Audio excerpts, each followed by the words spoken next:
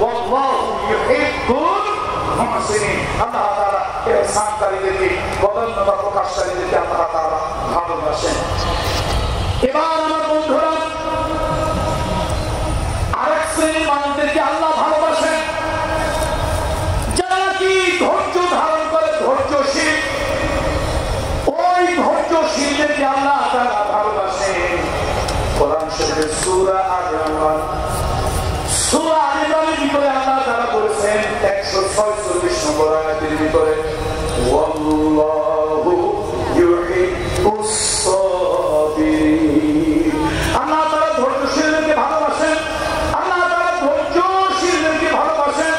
আরেক জায়গায় আল্লাহ তাআলা বলেন, ও আমার বান্দারা শোনো, ও আমার বান্দারা শোনো, তোমরা দুটা জিনিসের মাধ্যমে আমার কাছে সাহায্য চাও। ওয়াস্তাঈনু বিস-সাবরি ওয়াস-সালাহ, ওয়াস্তাঈনু বিস-সাবরি ওয়াস-সালাহ ওয়া ইন্নাহা লাকাবীরাতুন ইল্লা আলাল খাশিঈন।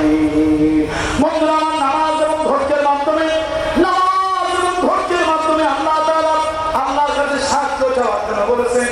ধৈর্য হলো মানুষের জীবনের একটা মহৎ গুণ। ধৈর্য হলো মানুষের জীবনের মহৎ গুণ। আল্লাহ তাআলা ধৈর্যশীলদেরকে পছন্দ করেন। আমার নবী মুহাম্মদ রাসূলুল্লাহ সাল্লাল্লাহু আলাইহি ওয়াসাল্লাম মক্কায় তিনি নির্যাতিত হয়েছে, 13টি বছর নির্যাতিত হয়েছেন। 36 মাস আল্লাহ নবী সিয়ামে আমি কলেজের ভিতরে ওই আয়নার ঘরের মতো কঠিন জেলখানায় বন্দী ছিলেন। তাইফের জমিনে আল্লাহর হাবিব, আল্লাহ নবী তাইফের জমিনে দিয়েছে দাওয়াত দেওয়ার জন্য। এই দুনিয়ায় সব পয়গম্বর, সব নবীদের দাওয়াত একরকম ছিল। এই দুনিয়ায় আমাদের দেশে এক এক হুজুরের দাওয়াত একরকম, এক এক পীরের জিকির একরকম, কিন্তু দুনিয়ায় সব পয়গম্বরের দাওয়াত ছিল একরকম। আমি আবুদুল্লাহ ওয়াজতানিবুত তাগুত। আইয়ুহান নাস কুলু লা ইলাহা ইল্লাল্লাহ তুফলিহুন। মুহাম্মদ রাসূলুল্লাহ এই দাওয়াত নিয়ে রাসূলুল্লাহ তাইফে গেলেন। আমার হাবিবে কিবরিয়ার গায়ের উপরে বৃষ্টির মতো পাথর তারা নিক্ষেপ করলো। রাসূলুল্লাহর গায়ে এই চামড়া বিভিন্ন জায়গায় ক্ষতবিক্ষত হয়ে গেল, রক্ত ঝরে ঝরে রাসূলুল্লাহর মুজা জুতা টাইট হয়ে গেল। আমার রহমতের নবী তিনবার করে বেহুশ হয়ে জমিনে পড়ে গেলেন। রাসূলুল্লাহকে আব্বাস নামক একটা লোক আল্লাহ রাসূলের কাছে একটু আঙ্গুর ছিপড়াইয়া, তার দিলের ভিতরে দয়া হলো, মায়া হলো, নবীজিকে একটু আঙ্গুর ছিপড়াইয়া আল্লাহর হাবিবকে একটু শরবত দিল। ওইটা নবীজি খেলে শরীরটা একটু ভালো বোধ হলো। রুহুল আমিন জিবরাইল রাসূলুল্লাহর কাছে চলে আসলো। ইয়া রাসূলুল্লাহ, ইয়া হাবিবাল্লাহ, শুধু একবারের জন্য আপনি বলেন, আপনি একবারের জন্য বলেন তাইফবাসীদেরকে জমিনে পিষে একাকার করে দেব। ধৈর্যের প্রতি আমার রহমতের নবী রাহমাতুল লিল আলামিন। নবীজি মাথা গরম করলেন না, অধৈর্য হলেন না, সাথে সাথে ব্যবস্থা নেওয়ার জন্য বললেন না। আমার রহমতের নবী ধৈর্য ধারণ করলেন। উহুদের যুদ্ধে রাসূলুল্লাহ ধৈর্য ধারণ করেছিলেন। মা আয়েশা সিদ্দিকা রাদিয়াল্লাহু তাআলা তার শরীরে যখন কলঙ্ক দেওয়া হলো, এটা ছিল মানসিক যন্ত্রণা। উহুদের মাঠে ছিল শারীরিক যন্ত্রণা, ওই যে তাইফের জমিনে ছিল শারীরিক যন্ত্রণা। আর মা আয়েশার শরীরের উপরে যখন কলঙ্ক দেওয়া হলো, নবীজির বুকের পাথর যেন ভেঙে গেল। আল্লাহ নবী যেন কষ্ট পেলেন। তার অত্যন্ত প্রিয়তম স্ত্রী তার শরীরের ব্যাপারে লোকেরা খারাপ কথা বলেছে, নবীজি ধৈর্য ধারণ করলেন। এটা হলো মানসিক যন্ত্রণা থেকে। আর ওই যে উহুদের ময়দানে নবীজি শারীরিক যন্ত্রণা থেকে, তাইফের জমিনে শারীরিক যন্ত্রণা থেকে আমার হাবিবে কিবরিয়া ধৈর্য ধারণ করলেন। আল্লাহ তাআলা ধৈর্যের বিনিময়ে উত্তম জাযা তাকে দান করলেন। হযরত আইয়ুব আলাইহিস সালাম দেহের ভিতরে ক্রিয়া পড়ে গিয়েছিল, তিনি সাবরে সবরে জামিল উত্তম ধৈর্য ধারণ তিনি করলেন। সেই ধৈর্য ধারণ করার জন্য আল্লাহ তাআলা তার ধন দৌলত সম্পদ, আল্লাহ তাআলা তার সব রাজত্ব আবার তাকে ফিরাইয়া দিলেন। হযরত ইউসুফ আলাইহিস সালামকে হারাইয়া ইয়াকুব আলাইহিস সালাম কাঁদতে কাঁদতে কোরআন শরীফ পড়ে কাঁদতে কাঁদতে চোখ ফ্যাকাশে হয়ে গেল, প্রায় অন্ধের মতো হয়ে গেল। তিনি এত কাঁদলেন কিন্তু কাঁদলেও আপনার আমার মতো হাবুকাশ করেন নাই, শিক্ষার চেঁচামেচি করেন নাই। সবরে জামিল উত্তম ধৈর্য ধারণ করেছেন। সেই উত্তম ধৈর্য ধারণ করার বিনিময় আল্লাহ তাআলা উত্তম পুরস্কার আল্লাহ তাআলা তাকেও দিয়েছেন। আজকের এই সমাজ কল্যাণ পরিষদের আজকের মাহফিলে লক্ষ জনতাকে আমি আপনাদেরকে এই অনুরোধ করবো, এই অনুরোধ বিনয় করবো, আসুন, ধৈর্য হলো মানব জীবনের একটা উন্নত গুণ। ও পর্দালের মহিলারা, ও আমার আবাসিক এলাকার মায়েরা বোনেরা, আজকে বিভিন্ন পেপার পত্রিকা বিভিন্ন জার্নালের ভিতরে জানতে পারি প্রতি 4 মিনিটে একটা তালাক হচ্ছে, বিবাহ বিচ্ছেদ হচ্ছে। আল্লাহ তাআলা বিবাহ বিচ্ছেদকে পছন্দ করেন না। হালাল জিনিস, যেই জিনিস হালালের ভিতরে 2টা জিনিস আল্লাহর কাছে পছন্দনীয়, আল্লাহর কাছে ঘৃণিত। একটা হলো ভিক্ষা বৃদ্ধি করা, আর একটা হলো তালাক। আল্লাহ তাআলা তালাক স্বামী স্ত্রী চান না। ধৈর্যের জন্য তালাকের পদ্ধতি আল্লাহ তাআলা বলে দিয়েছেন, ফাইজুহুন্না।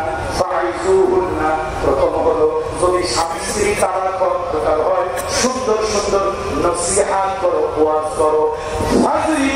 ফাহজুরুহুন্না ফিল মাজাজি, আলাদা বিছানা দাও। কথায় কথায় বউকে তালাক দিও না।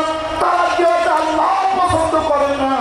ধৈর্যের সবক দেওয়ার জন্য আল্লাহ প্রথম স্বামী স্ত্রীকে উত্তম নসিহত করতে বললেন।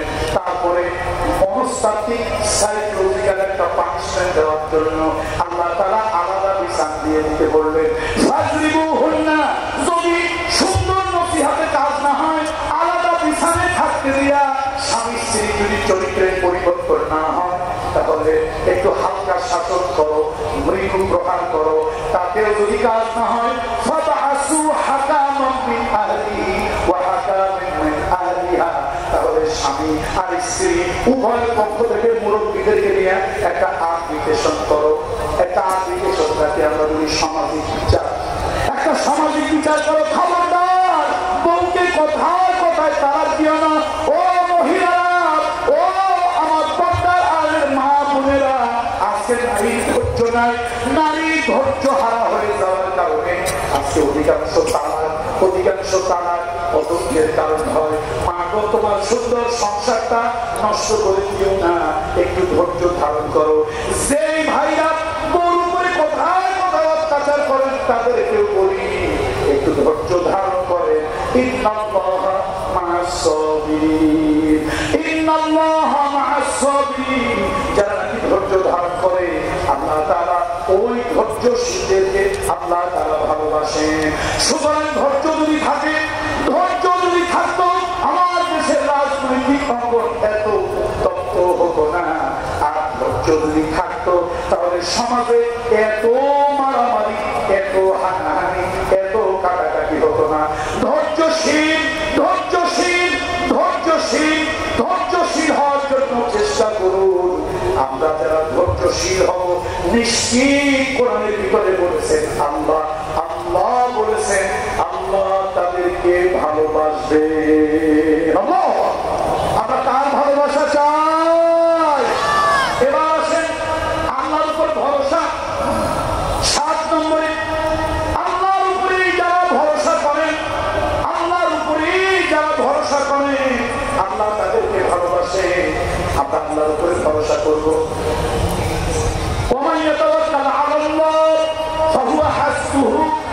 আল্লাহর উপরে যারা তাওয়াক্কুল করে, আল্লাহর উপরে যারা ভরসা করে, আল্লাহ তাদের জিম্মাদার হয়ে যান।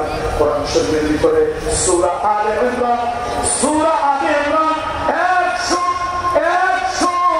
146 নম্বর আয়াতের ভিতরে আল্লাহ তাআলা বলেছেন, ওয়াল্লাহু ইউহিব্বুস الصابرين والله يحب الصابرين আল্লাহ তাআলা ধৈর্যশীলদেরকে আল্লাহ তাআলা ইন্নাল্লাহা ইউহিব্বুল মুতাওয়াক্কিলিন আল্লাহ তাআলা আল্লাহর উপরে ভরসাকারীদেরকে ভালোবাসেন আল্লাহ তাআলা আল্লাহর উপরে যারা ভরসা করে আল্লাহ তাদেরকে ভালোবাসেন বন্ধুরা আমার মুরব্বিরা আমার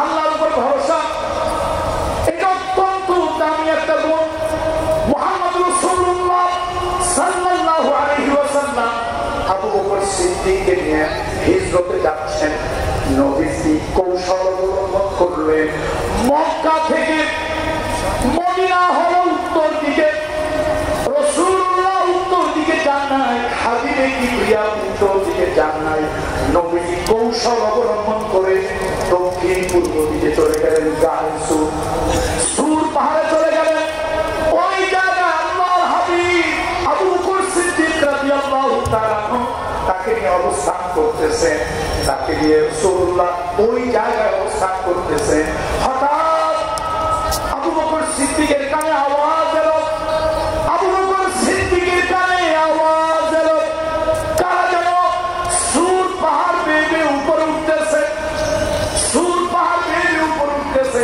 আবু বকর সিদ্দিক নিজের জীবনের জন্য তার কোনো মায়া নাই নিজের জীবনের জন্য তার কোনো চিন্তা নাই তার চিন্তা হলো রহমাতুল লিল আলামিন আল্লাহর হাবিব তিনি যেন নিরাপদ থাকেন এবার তিনি কি করলেন রাসূলুল্লাহকে বলেন হে নবী আমরা তো ধরা পড়ে গেছি ইনহুমা ফিল গার যখন তারা ওই গালের ভিতরে ছিল ওই গুহার ভিতরে ছিল রাসূলুল্লাহর কাছে যখন আবু বকর সিদ্দিক উদ্বেগ প্রকাশ করলেন সাইয়েদনা আবু বকর সিদ্দিকের কথা শুনে আল্লাহর নবী বললেন লা তাহজান ইন্নাল্লাহা মা'না ও আবু বকর ভয় পাইও না ও আবু বকর দুশ্চিন্তা করিও না আরশের মালিক আল্লাহ তাআলা আমাদের সাথে আছে বন্ধুরা আল্লাহর উপরে ভরসা করার কারণে আল্লাহর উপরে ভরসা করার কারণে আমার আল্লাহ তাআলা কেমন ভাবে সেভ করলেন আমার আল্লাহ তাআলা সেফটি সিকিউরিটি কেমন দিলেন ওই জায়গায় একটা মাকড়সা এই পাথর থেকে ওই পাথর থেকে সেই পাথর এই পাথরে হাঁটাহাঁটি করেছে মাকড়সা আর লালা গ্রুপের করে জাল করেছে এক পাথর থেকে আর পাথরে টেনে টেনে জাল করেছে কাফেররা কনফিউশনে পড়ে গেল হেজিটেশনে পড়ে গেল দ্বিধাদ্বন্দ্বের ভিতরে পড়ে গেল ধোঁকার ভিতরে পড়ে গেল যদি ভিতরে মানুষ যাবে এই দুর্বল মাকড়সা এই জাল ছিন্ন হয়ে যাওয়ার কথা এই জাল ছিঁড়ে যাওয়ার কথা সুতরাং মাকড়সার জাল যেহেতু ছিন্ন হয় নাই ভিতরে কেউ যায় নাই আবার কেউ তাকায় দেখলো সেখানে কবুতর বসে আছে ডিম পেড়েছে আমার আল্লাহ তাআলা কাউকে যদি বাঁচায় তাহলে মাকড়সার জাল দিয়া আল্লাহ তাকে সেভ করে আর যারা আল্লাহর উপরে ভরসা না করে TGFI NSI SP intelligence France এদের উপরে যারা ভরসা করে আল্লাহর উপরে ভরসা নাই আল্লাহর উপরে ভরসা নাই জনগণের প্রতি